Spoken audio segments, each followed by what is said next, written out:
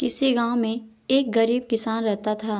उसके घर में सिर्फ एक बेटी थी। उसका नाम था माधुरी। वो बहुत ही गरीब थे। वह दूध बेचकर अपना जीवन यापन करते थे।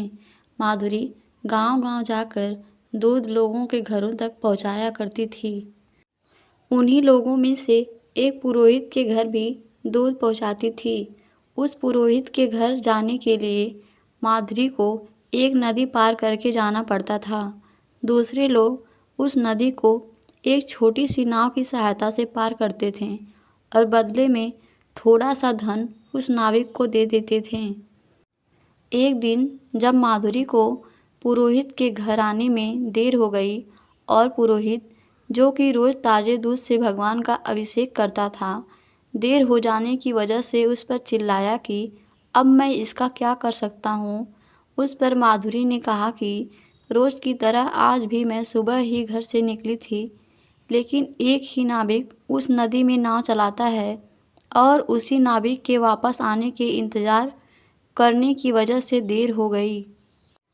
तब ये सुनकर पुरोहित ने गंभीर मुद्रा धारण करते हुए उसे कहा कि लोग तो भगवान का नाम जपते हुए बड़े 2 समुद्र पार कर जाते हैं और तुम ये छोटी सी नदी पार नहीं कर सकती।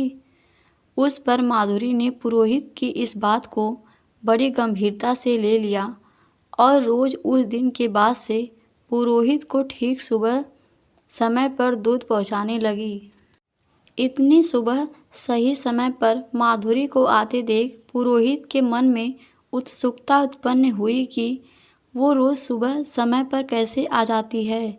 तो एक दिन वो पुरोहित अपने आप को रोक नहीं पाया और उसने माधुरी को आते ही पूछा कि अब तो तुम कभी देर नहीं करती, लगता है नदी में एक और भी नाविक आ गया है।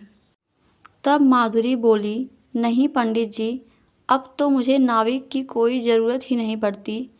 आपने ही तो उस दिन कहा था कि लोग बड़े बड़े समुद्र भगवान का नाम जप कर पार कर लेते हैं और मैं ये छोटी सी नदी पार नहीं कर सकती।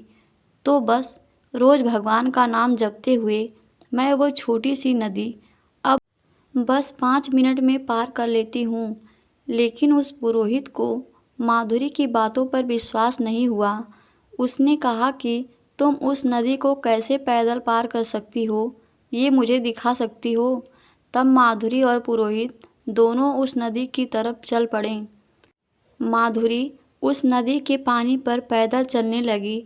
ये देखकर पुरोहित भी उसके पीछे नदी पर चलने की ओर आगे बढ़ा, लेकिन जैसे ही पैर आगे नदी में बढ़ाया, वो नदी में गिर पड़ा। तब माधुरी जोर से चिल्लाई कि आपने भगवान का नाम नहीं लिया। देखो, आपके सारे कपड़े गीले हो गए। ये भगवान में विश्वास नहीं है।